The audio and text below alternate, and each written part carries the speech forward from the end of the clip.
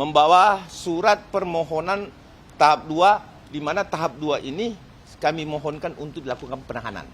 Nanti kita kasih ke teman-teman wartawan ya, poin-poinnya bahwa apa yang kita terapkan di sini adalah di mana ya, ini saya langsung masuk ke inti bahwa di mana di dalam negara manapun juga di dunia, bila mana terjadi tindak pidana berulang, maka itu harus dilakukan penahanan. Itu di negara manapun.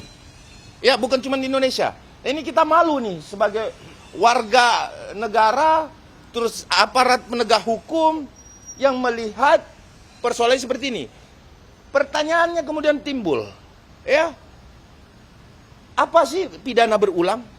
Ya, pidana berulang bisa dilakukan pada saat sudah ditetapkan sebagai tersangka. Yang lebih parahnya lagi adalah Saudara Roy Suryo adalah mantan narapidana yang notabene melakukan tindak pidana berulang dengan kasus sejenis.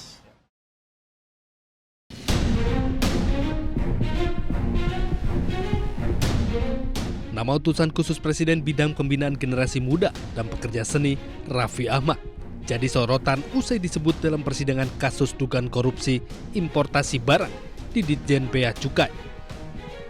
Raffi Ahmad pun menggandeng pengacara Hotman Paris Hutapea untuk memberikan pendampingan hukum dan meluruskan berbagai informasi yang beredar. Sementara itu, Komisi Pemberantasan Korupsi menyebut nama Raffi muncul di persidangan karena diduga pernah menitip barang elektronik ke pihak Blu-ray Cargo. Namun KPK belum mengembangkan hal tersebut dalam penyidikan perkara bea cukai tersebut. Nama Raffi Ahmad mencuat dalam persidangan di Pengadilan Tipikor. Jaksa KPK menggali keterangan sejumlah saksi terkait aktivitas pengiriman barang dari Amerika Serikat ke Indonesia melalui jaringan Blu-ray Cargo. Dari Jakarta, tim liputan iNews melaporkan. Ya, saya mohon perkenan rapat ini kita nyatakan terbuka untuk umum. Pemerintah dan DPR RI menyepakati bahwa anggota Polri aktif tetap dapat menduduki jabatan di luar institusi kepolisian.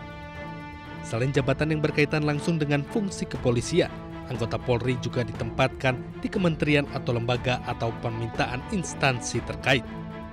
Selain itu, substansi penting yang disepakati dalam revisi Undang-Undang Polri adalah perubahan batas usia pensiun anggota kepolisian. Dalam aturan baru, Tamtama dan Bintara memiliki batas usia pensiun paling tinggi 59 tahun. Sementara perwira pertama, perwira menengah, dan perwira tinggi memiliki batas usia pensiun paling tinggi 60 tahun. Adapun bagi perwira tinggi, bintang 4, usia pensiun ditetapkan paling tinggi 60 tahun dan dapat diperpanjang selama 1 tahun sesuai kebutuhan yang ditetapkan berdasarkan kebutuhan Presiden. Sementara dalam aturan sebelumnya, seluruh anggota Polri memiliki batas usia pensiun paling tinggi 58 tahun tanpa membedakan jenjang kepangkatan. Yang berikut itu adalah mengenai penugasan Polri di luar struktur, yang kita akan kembalikan kepada apa yang dibunyikan dalam Undang-Undang Dasar 1945 pasal 30 ayat 4, bahwa memang tugas Polri itu ada 3. Yang pertama adalah Harkamtipmas, jadi pemeliharaan ketertiban masyarakat. Yang kedua adalah perlindungan dan pelayanan terhadap masyarakat, dan yang ketiga adalah penegakan hukum. Itu yang kemudian kita rincikan pada bidang-bidang itu yang bisa sekali lagi dapat ditempatkan anggota Polri di situ. Ingin bahwa Polri ke depan betul-betul menjadi institusi yang bisa memenuhi apa yang diharapkan masyarakat. Tadi dijelaskan ada 7 isu krusial.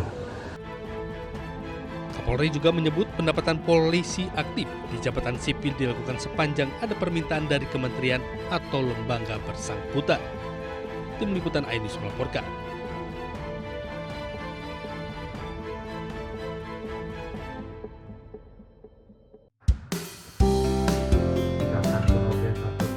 Sebuah video menampilkan prosesi pernikahan di Kuningan, Jawa Barat menghebohkan jagat maya. Dalam video berdurasi 1 menit ini memperlihatkan 2 mempelai wanita duduk berdampingan dengan mesra bersama seorang mempelai pria. Tak hanya itu, keterangan bertuliskan kado pernikahan berupa istri kedua membuat warganet menyerbu kolom komentar. Allah anu maha ngatur makhluknya. Menariknya, pernikahan kedua ini dipersembahkan sang istri sebagai kado ulang tahun pernikahannya yang ke-16. Bahkan sang istri pertama telah berencana mencarikan calon istri kedua bagi suaminya itu sejak 3 tahun terakhir, sampai akhirnya mendapati gadis muda berusia 20 tahun. Alhamdulillah setahun ke belakang akhirnya saya nawarin lagi yang kedua kali, akhirnya Akang ACC tapi dengan syarat silahkan istrinya dicarikan dan diuruskan semuanya. Meskipun demikian, baik suami maupun kedua pendamping menegaskan bahwa tidak ada unsur paksaan dari pernikahan tersebut. Dari Kuningan, Jawa Barat, Mahardika News melaporkan.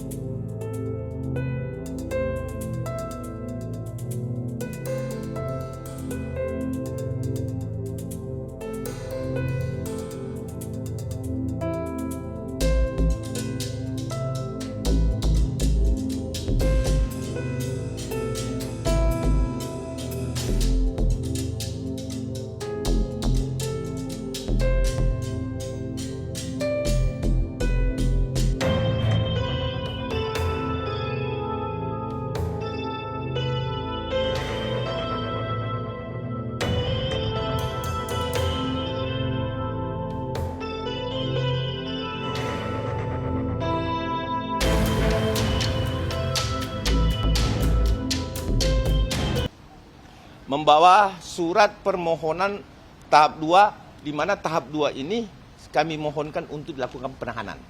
Nanti kita kasih ke teman-teman wartawan ya, poin-poinnya bahwa apa yang kita terapkan di sini adalah di mana ya, ini saya langsung masuk ke inti bahwa di mana di dalam negara manapun juga di dunia, bila mana terjadi tindak pidana berulang, maka itu harus dilakukan penahanan.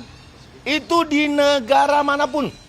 Ya, bukan cuma di Indonesia. Ini kita malu nih sebagai warga negara, terus aparat penegak hukum yang melihat persoalan seperti ini. Pertanyaannya kemudian timbul, ya, apa sih pidana berulang? Ya, pidana berulang bisa dilakukan pada saat sudah ditetapkan sebagai tersangka. Yang lebih parahnya lagi adalah Saudara Roy Suryo adalah mantan narapidana yang notabene melakukan tindak pidana berulang dengan kasus sejenis.